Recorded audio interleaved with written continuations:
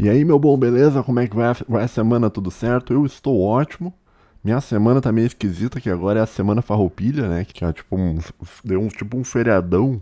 Tô gravando aqui na terça, é feriado hoje na terça, mas foi feriado de segunda. E o fim de semana parece que já chega mais cedo, bacana pra caramba, bicho. No episódio de hoje, só dizer que eu espero que a tua semana esteja indo bem e espero que você tenha uma boa semana, tá? Porque eu sei que a vida é um negócio complicado e eu sei que é ruim, cara. Então, se tu tá numa situação ruim, fica tranquilo que vai dar tudo certo, tá? E é o seguinte, cara, eu tava essa semana, eu tava pensando um pouco, né? Eu tava refletindo, na verdade, talvez hoje o episódio seja um pouco mais sociológico do que filosófico, né? Eu tava tentando refletir sobre o que são valores civilizacionais. E isso me chamou a atenção quando, né? Porque eu tava assistindo TV e tal, tinha aquele conflito lá da Rússia com a Ucrânia, né? Que eu não vou falar conflito pra não falar a palavra G, que o pessoal. Aquela palavra começa com G que o YouTube não gosta muito, né? Então tava um conflito aí entre a Rússia e a Ucrânia, aquela coisa de sempre e tal. Ah, que horror a Rússia, daí sabe? E aquela choradeira de sempre lá da União Europeia, aquela coisa toda, né? E eu tava dando uma acompanhada, assim, né? Eu não costumo falar muito sobre isso lá no meu canal, tá? Porque o meu canal não é canal de geopolítica, nada a ver, né? Mas eu tava assim, né, prestando atenção e tal, e a Ucrânia parece que fez uma contraofensiva, daí tomou uns territórios da Rússia, mas não é lá grandes coisas, acho que eles tomaram 1.000 quilômetros quadrados, ou eu vi os lugares 1.000 ou 5.000, tá? Tu já vai entender por que eu tô te falando isso, tá? Assim, ó, e eu tava procurando, né, na internet quanto que eles recuperaram, e não tem muitas estimativas, assim, sabe? Não tem dados precisos de quanto a Ucrânia recuperou. E também não tem dados expressivos sobre quanto a Ucrânia perdeu. Tá? Então você procura esse tipo de coisa na internet, você não encontra o número de baixas ucranianas, você encontra um suposto número de baixas russas, né? É aquela coisa, né? Tipo, quando um conflito, uma G começa, a primeira coisa a primeira baixa é sempre a verdade, né? Tu nunca sabe exatamente o que tá acontecendo. Existe um controle muito grande, assim, dos fluxos de informação e é difícil pra gente que tá de fora conseguir entender exatamente o que tá acontecendo, né? Enquanto eu tava dando uma lida, né, sobre isso, eu tava me lembrando do Papai Noel ANCAP, tá ligado? O gordão ANCAP. Eu tava me lembrando dele, cara, e eu tava pensando assim, bah, esse cara ele deve estar em casa rindo de orelha a orelha, cara. Ele deve, porque assim, começou, o conflito foi, se eu não me engano, foi 24 de fevereiro, tá? A gente já tá dia 20 de setembro. Já faz já muitos meses, né? E quando começou o conflito, ele falou, não, fica tranquilo, que a Ucrânia vai vencer, que tá tudo certo, a Ucrânia tá vencendo e tal, e todo mundo falando, não, eles estão tomando um pau, cara, não vai dar isso aí. Estão tomando um pau, não, vai dar certo, vai dar certo, vai dar certo, não e tal. E vocês são chato me chamando de Ucraniev, não sei o que. E eu olhando assim o canal do cara, eu falei, meu Deus, esse cara enlouqueceu, né? Totalmente. Mas agora que a Ucrânia deu uma contraofensiva, agora ele deve estar em casa respondendo comentário por comentário lá daquela época, viu? Eu avisei, eu tava certo, né? Porque ele deve estar muito puto. Ele deve estar, tipo, com muito remorso, com muita raiva guardada, sabe? De pessoas dizendo pra ele, no fundo, dizendo a verdade, né? E o cara que é ANCAP, eu não vou ficar reclamando aqui de ANCAP, mas o cara de ANCAP, ele geralmente ele tem um problema de conseguir enxergar a realidade como a realidade é, né? Como ele é uma pessoa que está afundada dentro do mundo das utopias, e a utopia ela te oferece um ideal de vida perfeito, é muito difícil alguém que está afundado nesses mares ideológicos aí conseguir enxergar a realidade. Isso não é um problema exclusivo do anarcocapitalista, é também um problema do comunista, é um problema do cara de terceira posição, que não dá pra falar aqui o que é. Mas na terceira posição. Às vezes os caras entram numas loucuras ideológicas e o cara fica lá e o cara não consegue enxergar a realidade que tá na frente dele, né? Mas eu tava me lembrando do Papai Noel lá, cara, do Papai Noel ANCAP, e eu falei, bah, esse cara deve estar. Esse cara deve estar, tipo, muito felizão, tá ligado? Ele deve estar, tipo, agora vocês vão ver, agora não tem mais, agora acabou e tal. Eu também tava olhando uns outros canais, né?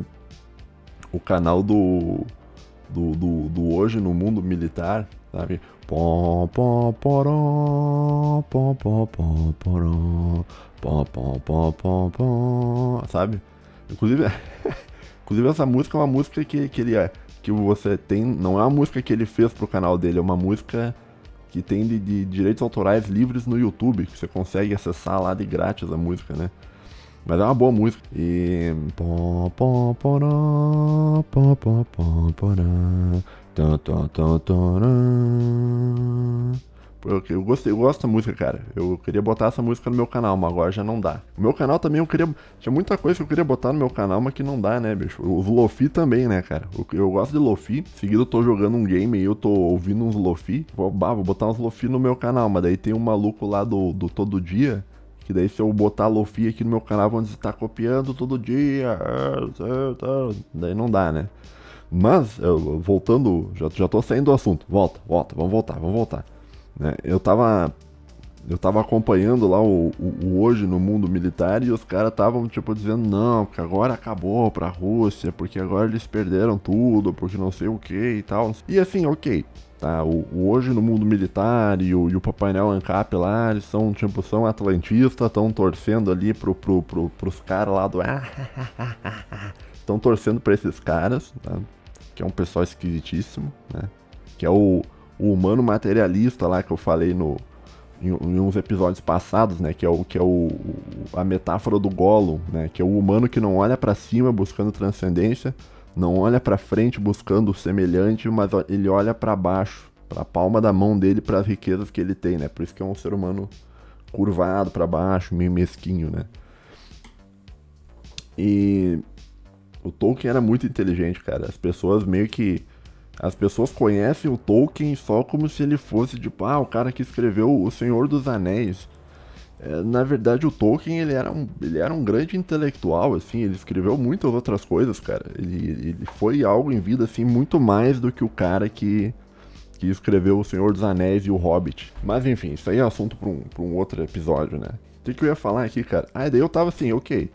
Esses malucos aí, eles são atlantistas, eles estão torcendo ali pro mundo de primeira posição, tranquilo, tá normal. Nada de novidade, nada de sempre. Estão cantando umas vitórias aí que talvez nem exista, né? Mas daí, eu fui dar uma olhada no canal mais pró-Rússia da internet brasileira, né? O camarada no sentido comunista do termo, camarada Robson Farinazzo lá do Arte da Guerra. E daí, tipo assim, o Robson Farinazzo é o contrário, né? Ele diz, não, porque a Rússia tá vencendo sempre, não sei o que, não, porque acabou pra Ucrânia, não sei o que e tal, pá. Só que dessa semana eu tava lá dando uma bisolhada ali, o que ele tava fazendo e tal. Pra tentar, eu sempre tento acompanhar os dois lados da coisa, né? E daí ele tava meio derrotado, assim, meio triste, assim, sabe, com uma possível derrota da Rússia, né? Ele tava, não, isso aqui é muito preocupante e tal, não sei o que e tal. E daí eu pensei, ok, se esse cara, que é o cara mais, tipo assim, mais pró-Rússia dentro do Brasil, que ele não vai admitir que ele é pró-Rússia, ele vai dizer que na verdade ele é contra os Estados Unidos, mas ser contra os Estados Unidos nesse caso é ser pró-Rússia, tá? Porque é um conflito entre a OTAN e a Rússia, né? E ele porque ele vai dizer que defende o mundo multipolar, aquela coisa toda, né? Da doutrina Primakov lá da KGB. E eu tava ali, né, tipo, eu falei, se esse cara meio deu uma desanimada, quer dizer que a situação tá feia, né, pra Rússia, né, cara. Se esse cara, que é o mais pró-Rússia da pró-Rússia lá, do último nível lá do Brasil, assim, um grande agente sino-soviético no Brasil, e se esse cara tá dizendo que ficou ruim pra Rússia, então, na verdade, a Rússia deve estar ruim mesmo, tá? Agora, não sei se tá tão ruim assim, né? Por que eu tô falando isso? Não sei, porque eu vejo assim, na verdade, o que eu falei assim, é que lá no começo do negócio, que eu falei que a Ucrânia ela não ia conseguir recuperar os territórios, tá? E eu acho que ela não vai, tá? O território que ela recuperou, segundo os dados que eu achei, tá? É entre 1.000 e 3.000 quilômetros quadrados. 1.000 e 3.000 quilômetros quadrados, cara, isso aí não dá 1% do território da Ucrânia. A Ucrânia tem 600.000 quilômetros quadrados. né? Eles recuperaram 1.000, entre 1.000 e 3.000. Então, eu não sei, cara, eu acho que o negócio da contraofensiva da Ucrânia, na verdade, não quer dizer que eles vão recuperar, tá? Eu não vejo eles recuperando território. Pode ser que eu esteja errado, né? Pode ser que o Papai Noel Ancap seja um gênio, assim, que o cara é visionário, assim, o cara falou, não, é isso aqui que vai acontecer e pá. E o cara meteu lá um xadrez 5D e o cara acertou, né? Pode ser, mas eu acho que não, tá? Mas essa contraofensiva aí, eu vejo que ela mais demonstra o seguinte, cara, demonstra que a Rússia não tem mais como avançar. Vocês não estão conseguindo manter posição, eles não têm mais como avançar. Então, eu acho que o conflito vai ficar só nessa parte aí, cara. Eu não sei se vai expandir mais, assim. Só se alguém fizer alguma cagada muito grande nos próximos meses. Mas é interessante, né, observar isso aí. Mas por que eu tô te falando isso, cara? Por que eu tô te falando sobre isso, cara? Não, o episódio aqui sobre filosofia, o que tem a ver com o conflito Ucrânia e tal? Bom, eu tava assistindo esses dias na televisão um pronunciamento, tá, do pessoal lá dos líderes da União Europeia, de uma senhora da Alemanha, uma luterana, se não me engano, da Alemanha, chamada Ursula von der Leyen. Vai aparecer na tela aí se eu achar uma foto dela. E a Ursula von der Leyen, ela tava, tipo, já é a segunda ou terceira vez que eu vejo ela falar sobre uma coisa que talvez me trouxe a ideia, assim, do episódio de hoje, né? Que ela fala sobre os valores europeus, né? Que a Rússia, tipo, que a Rússia é um problema aos valores europeus, né? Que é preciso, que ela falava assim, nós precisamos defender os valores europeus. E isso ela já falou tanto tem até na internet uns discursos dela falando sobre isso, né? Não, os valores europeus, nós precisamos defender os valores europeus e tal. E eu olhei assim, eu falei, bah, valores europeus, cara, e que estranho, né? E me chamou a atenção porque ela repete isso várias vezes, eu já vi, acho que em 3 discursos dela, né?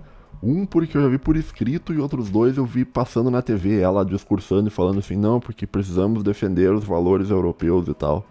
E eu fiquei pensando, né, cara, mas o que é um valor europeu? O que é um valor, né? Daí talvez a discussão talvez não seja nem tão filosófica, mas seria talvez mais sociológica, né? O que é um valor? O que é um valor civilizacional, né? O que será que é isso, cara? Né? Parece uma coisa esquisita, né? Porque quando ela fala precisamos defender os valores europeus, o que ela quer dizer com isso? Parece um negócio meio vazio, né? Pra mim parece vazio. Eu aqui, né, cara, pensando assim com meus botões, assim, eu falei, tá, mas... me diz uma coisa. Me diz uma coisa, né? Terceira posição. É um valor europeu? Sim ou não? Existe... Porque assim... Tá?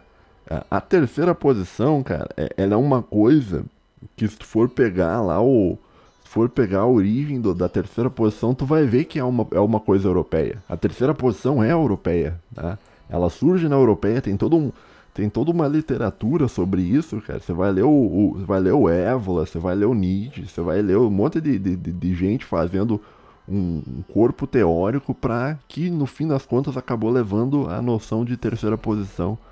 E são europeus, cara, que estão metidos nisso, né?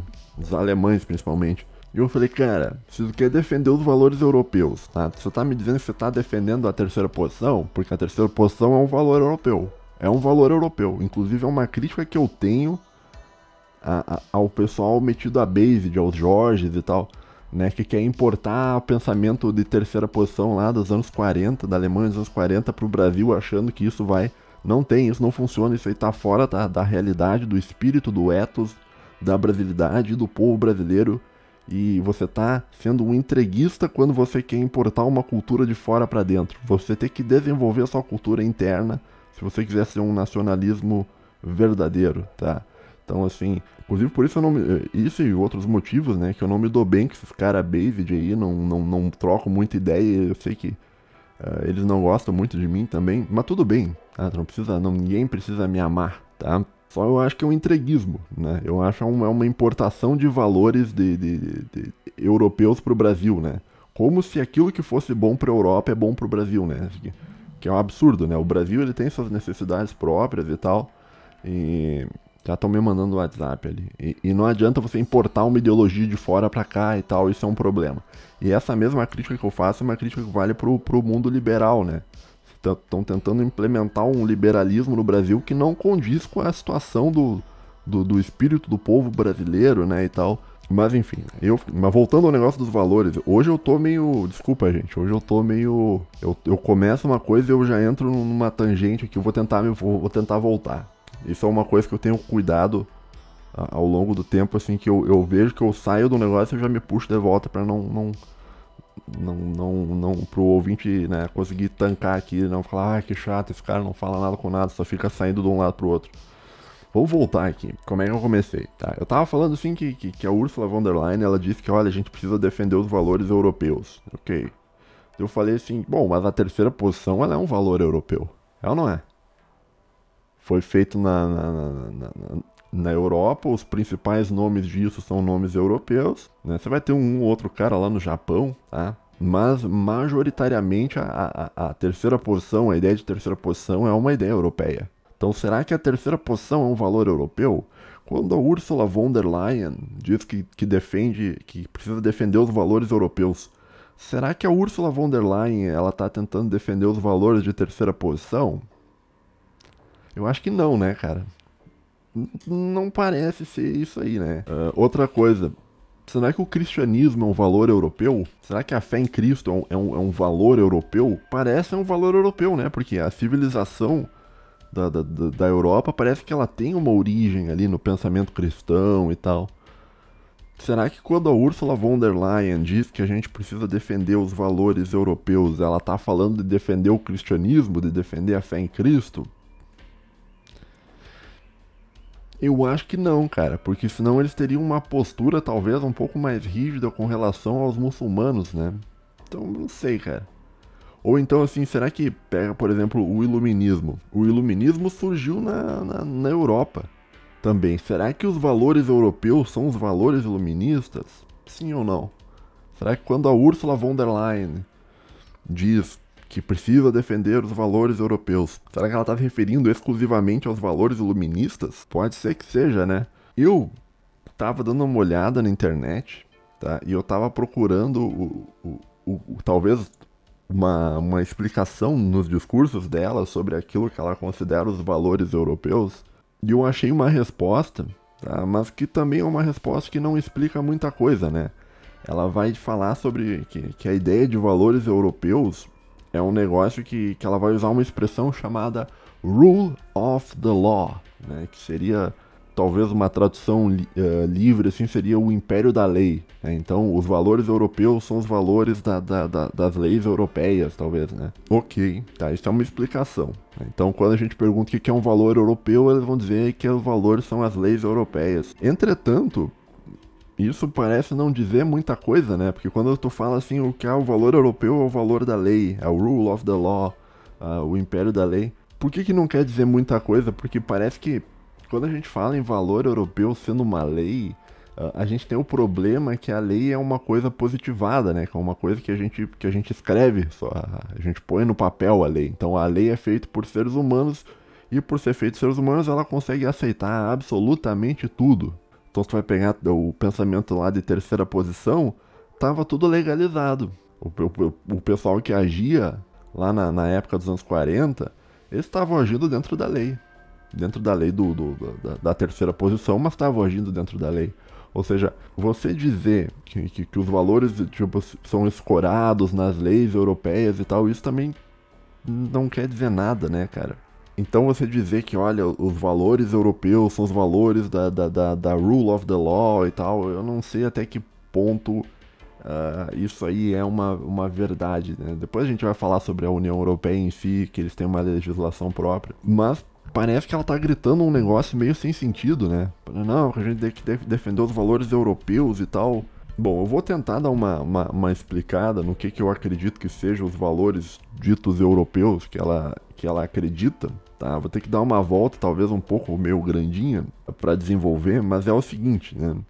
Bom, existe na verdade assim, ó, vamos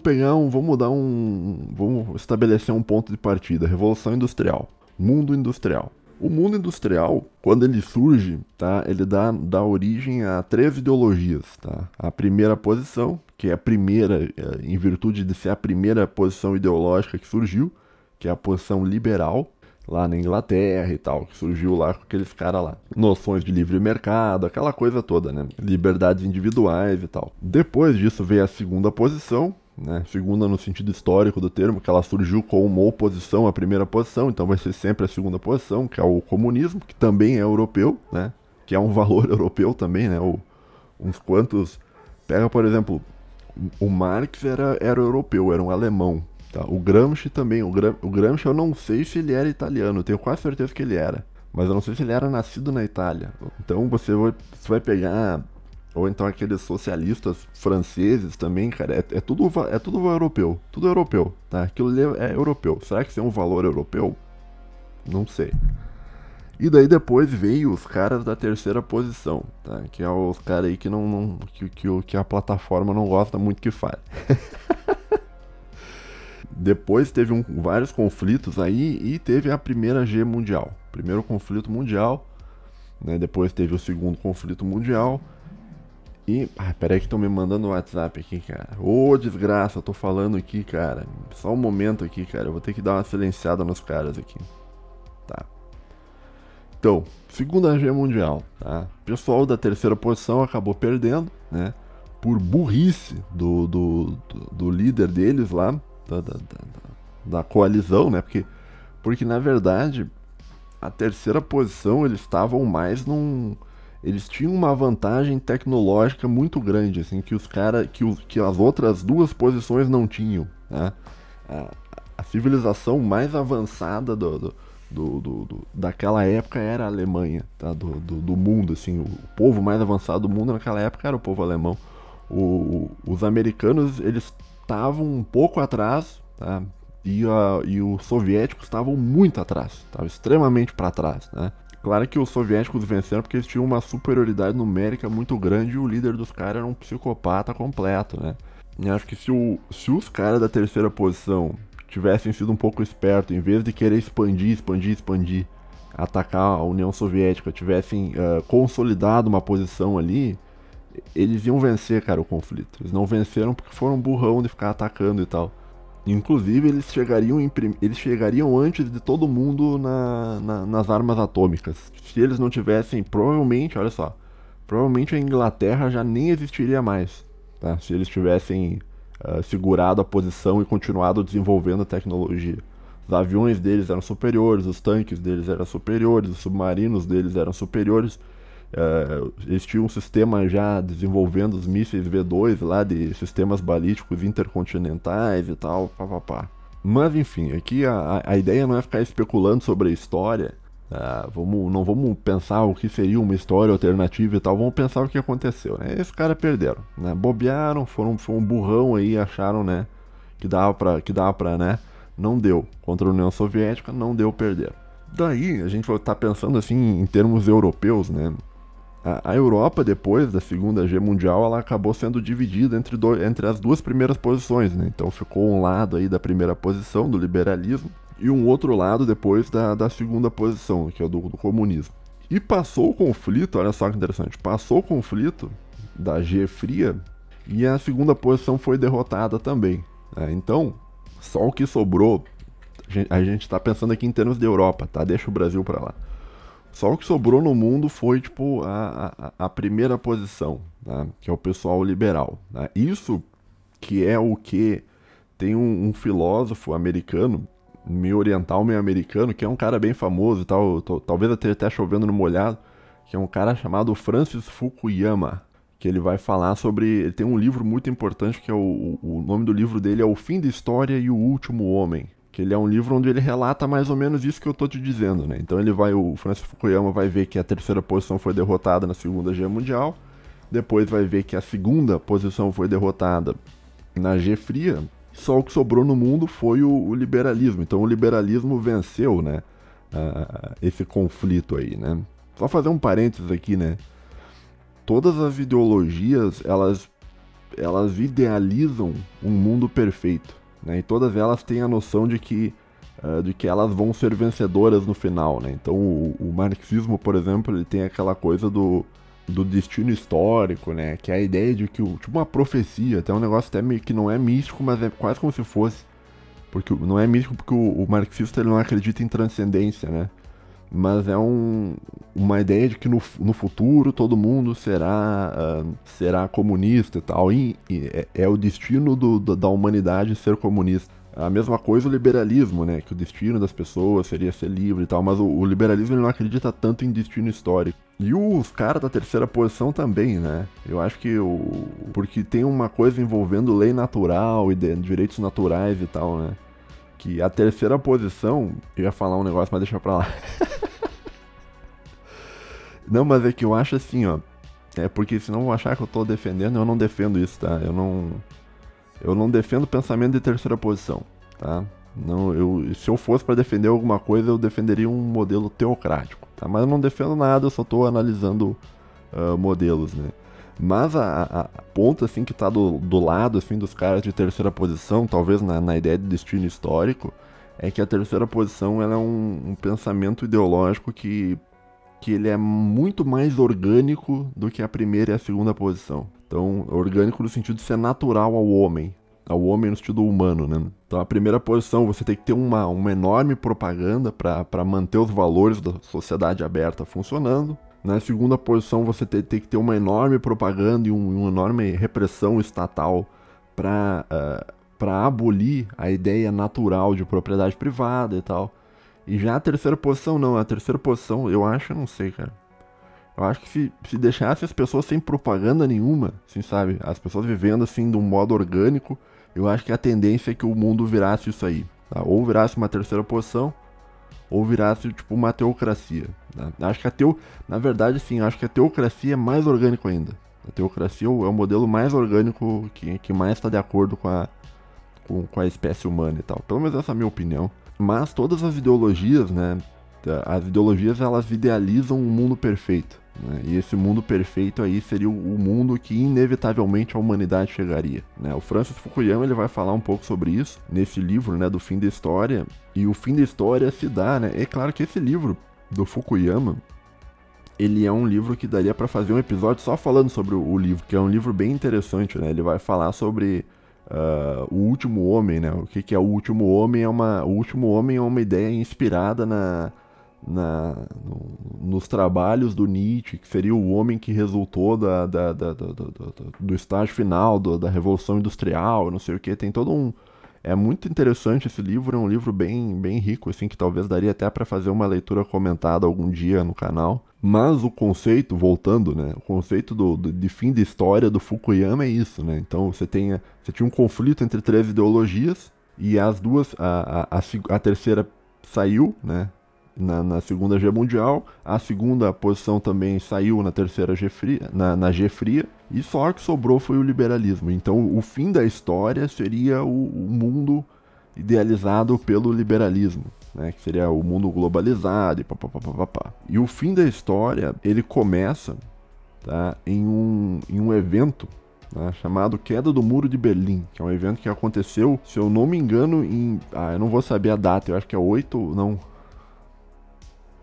ou 9, eu não sei, cara. Eu sei que foi em novembro de 1989, tá? Eu tinha 1 ano de idade, mais ou menos, né, porque eu nasci em 88. Então foi uns 30 e poucos anos. Bom, mas enfim, acho que eu tô chovendo no molhado. Tu provavelmente conhece a noção de fim de história do Francis Fukuyama. Se tu não conhece, vai dar uma olhada por aí e tal. Porque essa noção de fim de história é uma coisa que está sendo questionada recentemente e tal. Mas voltando ao negócio da Europa.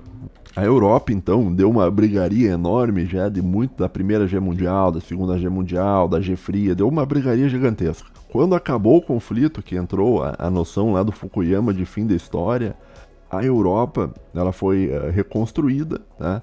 E se criou um negócio chamado União Europeia. Tá? A União Europeia foi uma organização fundada em 1993. Se eu não me engano, a União Europeia, a ideia de União Europeia já existia desde 1950 e pouco, 57 eu acho. Mas o nome mesmo, União Europeia, foi o termo, assim, como a gente conhece hoje, surgiu em 1993. Então perceba assim, ó, a queda do Muro de Berlim tá? E o fim da história se deu em 1989. E 4 anos depois, né, na verdade foi no final de 89, então vamos dizer que foi em 90, né? 3 anos depois surgiu a União Europeia em 1993. E quando a gente pensa ali sobre a Ursula von der Leyen e sobre a noção de valores europeus e tal, eu acho que quando ela tá falando em valores europeus, que a Ursula von der Leyen, só eu esqueci de comentar isso, né? Ela é presidente da Comissão Europeia, tá? Ela é tipo a chefe do negócio. Só que, na verdade, no mundo liberal, no mundo de primeira posição, os chefes não mandam nada. Quem manda é um poder paralelo que está por trás dele, das grandes corporações transnacionais e tal, mas isso é um outro assunto. Mas oficialmente ela é a chefe do negócio, tá? Então ela fala aquilo que os donos dela querem que ela fale, tá? Se ela não falasse o que os donos dela querem que ela fale, ela já teria sido removida e já teriam botado outra pessoa para falar o que os donos querem que seja falado. E os donos do sistema liberal, eles estavam falando sobre... estão ressaltando muito isso de valores europeus. Tá? O que são os valores europeus? E a Ursula von der Leyen, como é o papagaio, ela tem que repetir e ela fala muito sobre isso. Talvez, olha só, talvez o que a Ursula von der Leyen tá falando sobre o valor europeu, sobre o rule of the law e tal, o império da lei, sejam os valores da União Europeia, que é os valores da Europa pós-Guerra Fria, da Europa pós 1993, tá? Ou seja, tudo aquilo europeu que ocorreu antes de 1993, aquilo ali não é valor europeu, tá? Se eu entendo o que a Ursula von der Leyen está dizendo. O valor europeu é um valor só de 1993 em diante, tá? Para o mundo que a gente tá. E quando ela fala sobre o papel do rule of the law, do império da lei, ela está se referindo especificamente, eu acho, não tenho certeza, né? Ela está se referindo às leis da União Europeia, tá? Que são leis supranacionais, tá? Universalistas supranacionais, né? No sentido de que a União Europeia ela tem um estatuto de leis, tá? Que está acima das nações europeias. Claro que as nações europeias elas têm ali uma ou outra liberdade, mas no geral vem muita coisa de cima, né, de Bruxelas, né, que é onde fica a sede do comando. Então vem muita lei de Bruxelas de cima para baixo e a lei da União Europeia, se eu entendo exatamente, mas porque é um negócio muito complexo, tá, a União Europeia. Mas as leis da União Europeia elas estão acima das leis nacionais, tá? Ou seja, é um projeto supranacional. Transnacional, se tu pensar assim, que é quase um universalismo, um internacionalismo, só que é um internacionalismo no sentido europeu, que são várias nações dentro da Europa juntas, sobre essa lei europeia do rule of the law, da coisa dos direitos humanos e tal, né, da Declaração Universal dos Direitos Humanos. Então, se eu entendo o que a Ursula von der Leyen tá falando, eu acho que ela, não só ela e os donos dela, tá? Que são o poder oculto aí que manda em tudo, as forças ocultas. Lembra que tinha um presidente que falava isso, né? Que são as terríveis forças ocultas e tal. É essa galera aí, né? Que por... tá, isso aqui não dá pra falar aqui. Tá, assim, ó. Então, assim, eu vou ter que cortar essa parte aqui, tá? Isso aqui não dá pra falar. Tava olhando aqui no negócio que eu tinha escrito aqui, isso aqui não dá. Tá, assim, ó. Então os líderes da União Europeia, quando eles falam pra ti que eles estão defendendo os valores da União Europeia, né? Eles não estão defendendo exatamente os valores da União, da Europa em si. Estão defendendo os valores da Europa pós 1993. Ou seja, eles veem como valores europeus só o que foi feito de 30 anos pra cá. Tá? A parte anterior disso, tá? A terceira posição não é um valor europeu, a segunda posição não é um valor europeu para esses caras, tá? Só o que é o valor europeu é o valor de primeira posição lá do fim da história do Fukuyama, que resultou nesse sistema legislativo supranacional europeu. O que é um problema, na minha opinião, né? Porque, na verdade, toda a história, todas as tradições europeias, elas meio que foram jogadas no lixo, né? Agora... parece que só o que vale é esse sistema de 90 e poucos pra cá, da década de 90 pra cá. E no fundo, eu acho que o que é defender um valor europeu hoje é você defender os valores do fim da história, você defender os valores do liberalismo como a ideologia que venceu, que venceu todos os outros. E aí, cara, tudo faz bastante sentido quando a gente pensa assim, né, que eles ficam falando que a Rússia é uma ameaça pra eles e tal, né? Quando eles falam que a Rússia é uma ameaça para os valores europeus, cara, para a Europa, eu acho que eles não estão falando simplesmente de um ponto de vista militar. Tá? Eu acho que não, né?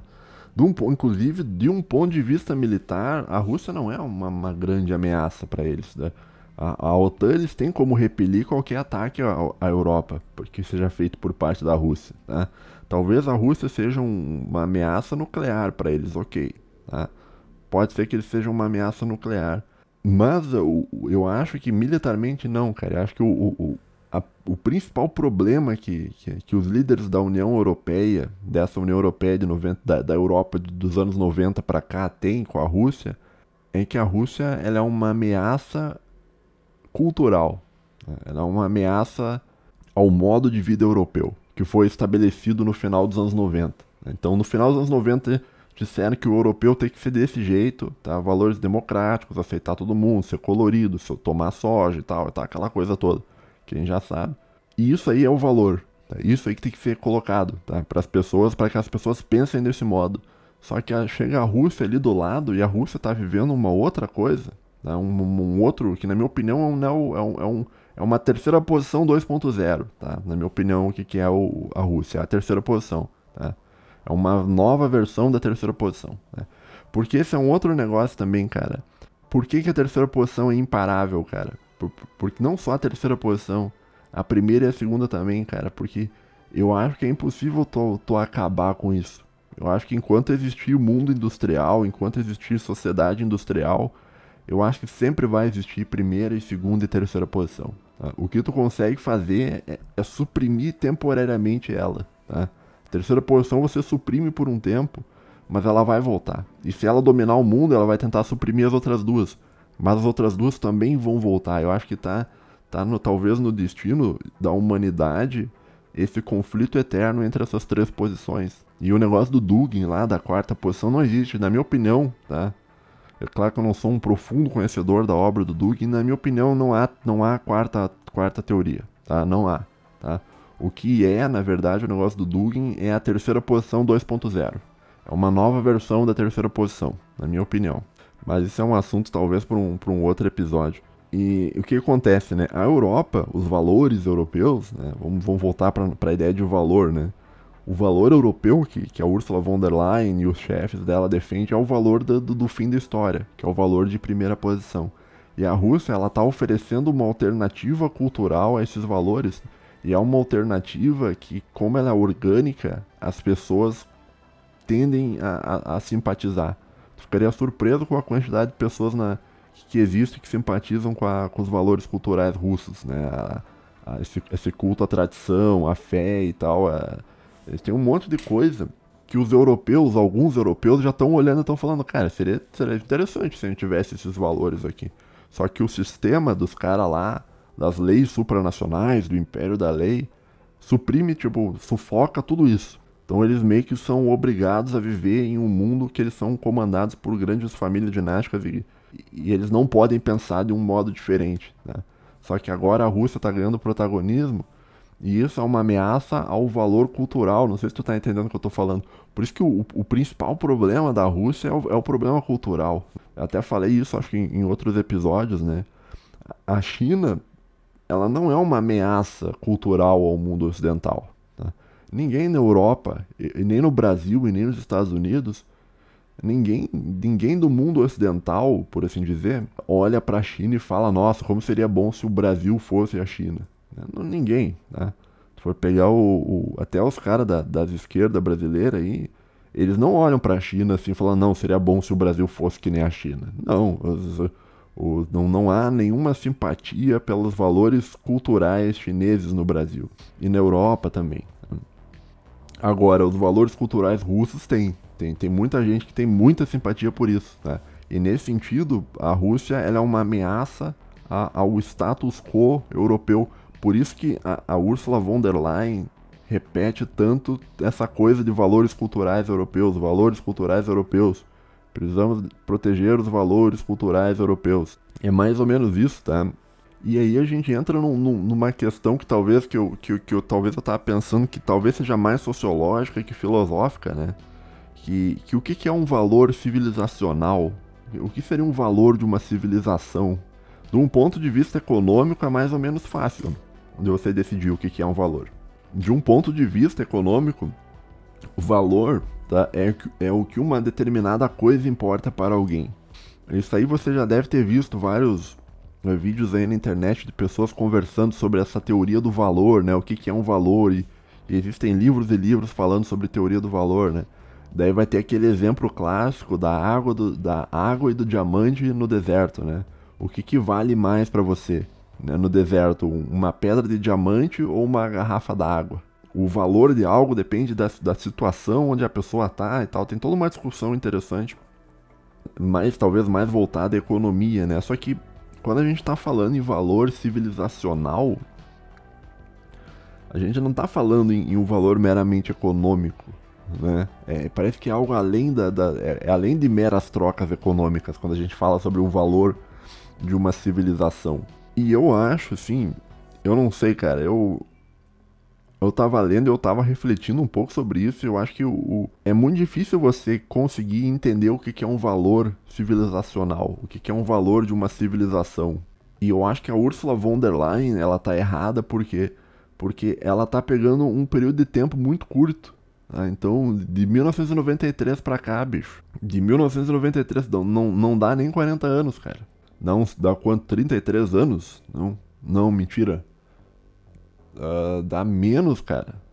Porra, dá 31 anos isso, né? Então, assim, o erro desses caras, da Ursula von der Leyen e do pessoal que controla ela, é achar que que os valores da Europa são esses valores, só que eu acho que não é, sabe? Eu acho que pra você identificar o que seria um valor civilizacional, tu precisaria de mais tempo. Tu precisaria observar uma civilização durante séculos para entender o que aquela civilização acha valoroso e o que ela não acha. Então, o período de tempo é muito curto para ele chegar e dizer que, olha, a Europa toda tem os valores da União Europeia. Eu acho que não. Né? Muito pelo contrário. Né? Eu acho que essa coisa é mais pautada de cima para baixo na cabeça das pessoas, cara. Eu não sei. Não sei o que pensar. Aqui eu botei um exemplo aqui, ó. Vou te dar um exemplo aqui, ó, de valor civilizacional, tá? Vou dizer aqui uns exemplos de valores civilizacionais, tá? Estados Unidos. Civilização dos Estados Unidos da América, ela possui valores democráticos. E isso existe desde 1700 e pouco. Ou seja, desde 1700 e pouco, aquela região, aquele povo daquela região do mundo acredita em valores democráticos. Então é um negócio que se consolidou ao longo de muitos e muitos e muitos anos, a ponto de que eu consigo entender aquilo como um valor civilizacional americano. Ou seja, a democracia é um valor civilizacional dos Estados Unidos. Tá entendendo? É uma relação mais tu precisa de tempo para entender o que é um valor civilizacional. Tá bom? Outro exemplo aqui, a Rússia. Tá?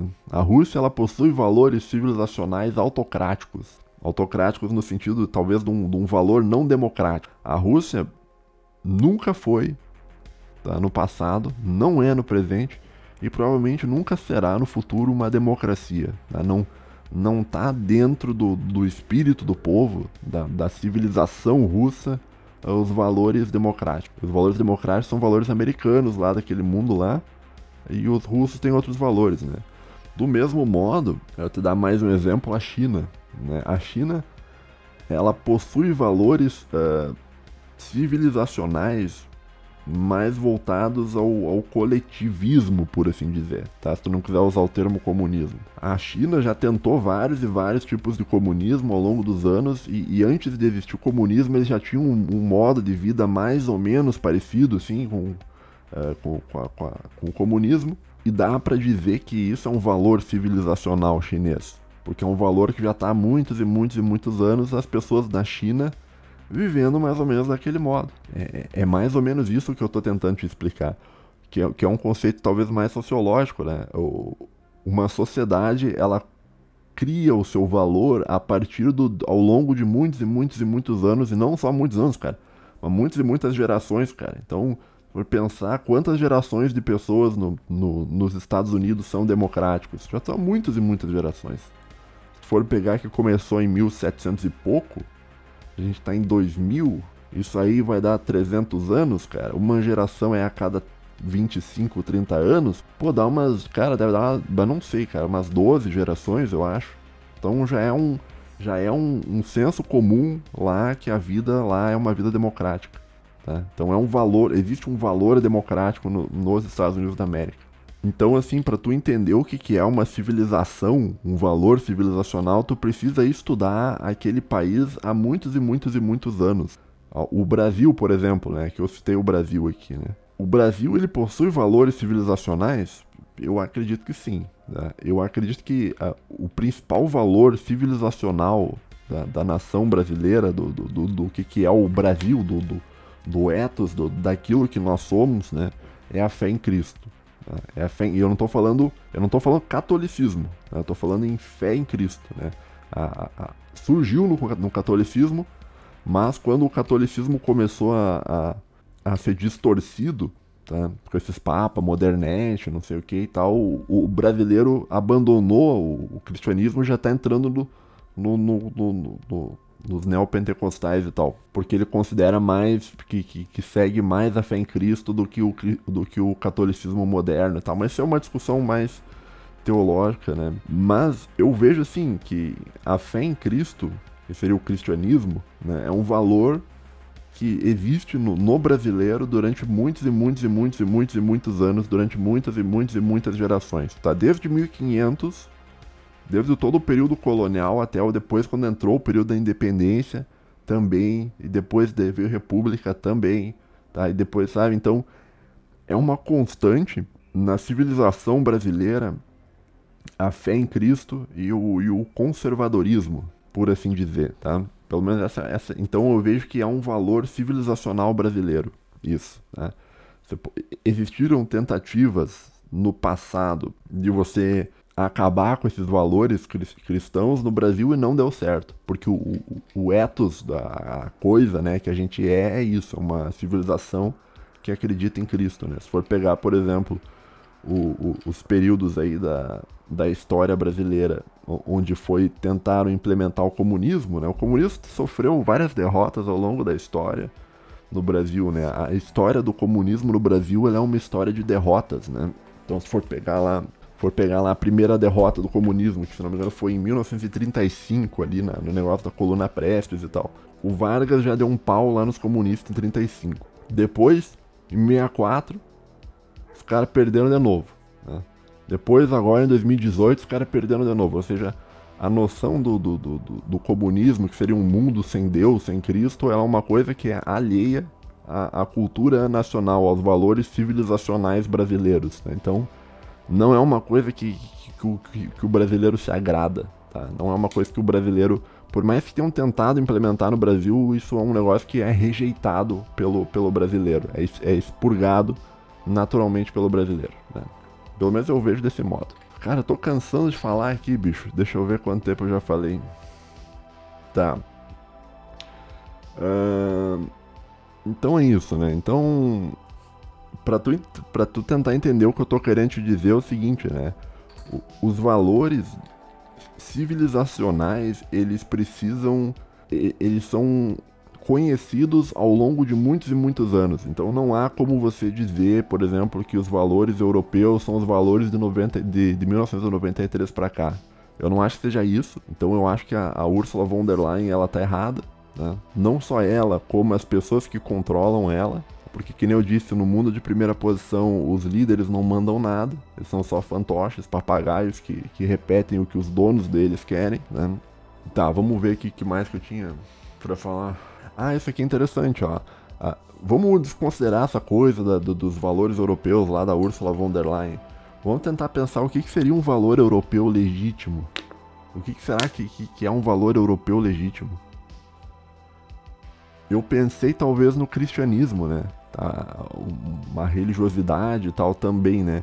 Só que eu vejo assim que a religiosidade é um negócio mais da Europa mediterrânea, tá? Se tu for pegar, por exemplo, assim, Itália, a Península Ibérica, Espanha, Portugal, esses são povos religiosos, tá? São povos mais que devotam uma fé em Cristo e tal.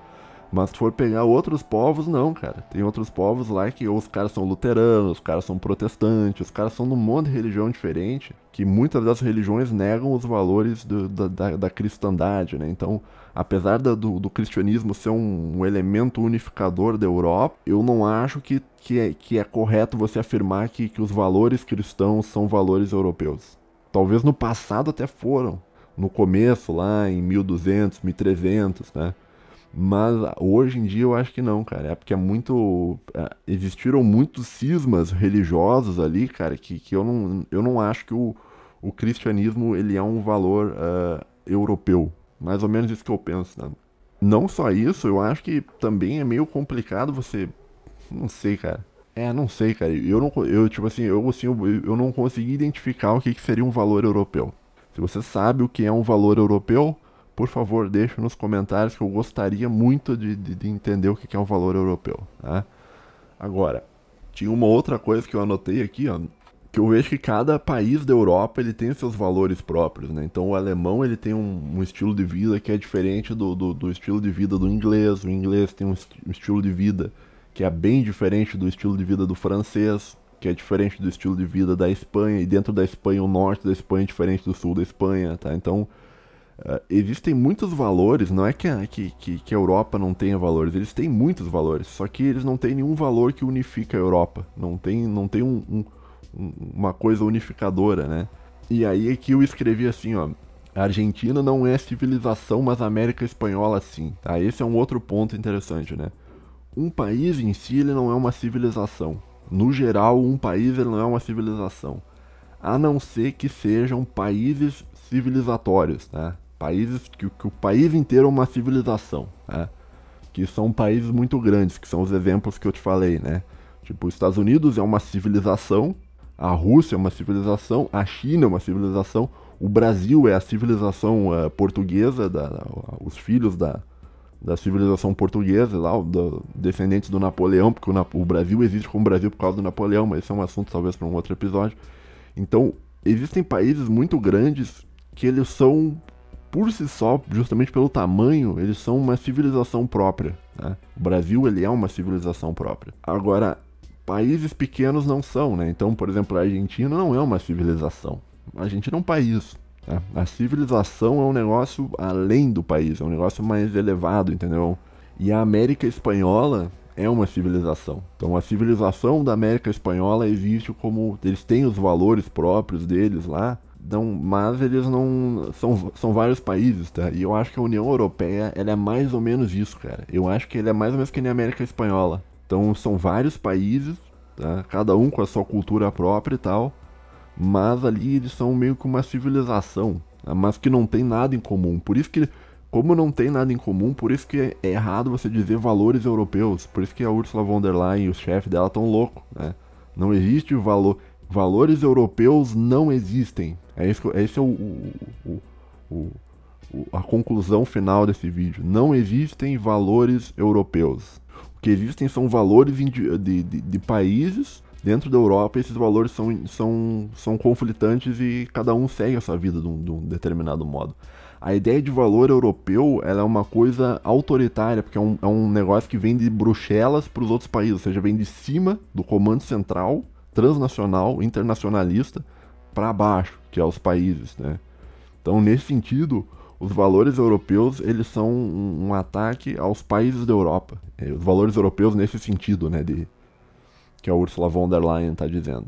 Então, um país, ele não é uma civilização, a não ser que seja um país gigantesco, assim, que nem o Brasil, que nem os Estados Unidos, que nem a China. A Europa... Não sei, cara, se a Europa é uma civilização, se existe, assim, a civilização europeia, tá? Não sei. E não tem muitos elementos unificadores, né, na Europa, né? Não sei, cara. Porque, assim, eu vejo que com essa noção lá do Francis Fukuyama, lá do fim da história, eles tentaram botar em cima da Europa os valores liberais, mas nem todo país europeu é um país liberal. A Inglaterra até é. Tu impor um valor liberal em cima da Inglaterra não é um problema, porque o povo de lá é um povo meio liberal.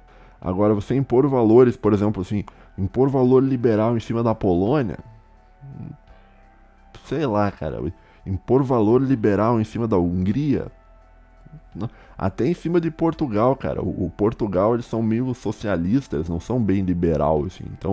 Então os valores que estão tentando se impor dentro da Europa são valores que são autoritários de cima para baixo, que não tem a ver com a unidade, com a constituição orgânica dos países da Europa. Não sei se eu estou me fazendo claro. Então, os valores europeus que são defendidos pela Ursula von der Leyen, na verdade, são valores inorgânicos. São valores inorgânicos impostos por elites transnacionais que têm por objetivo controlar e parasitar toda a Europa.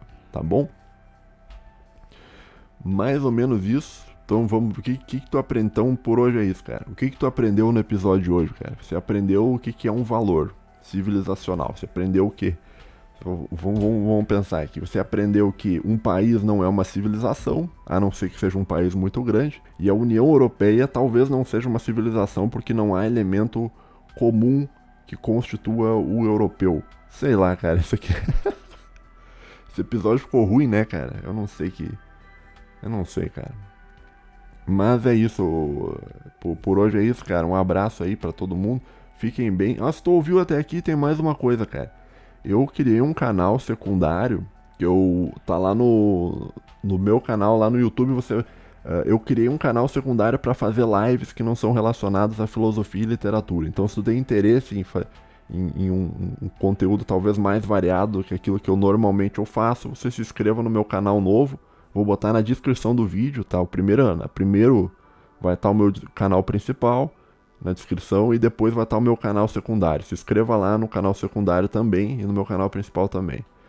Tá bom, gurizada? Tenha uma boa semana aí e até mais, cara. Valeu, falou e até a próxima. Tchau.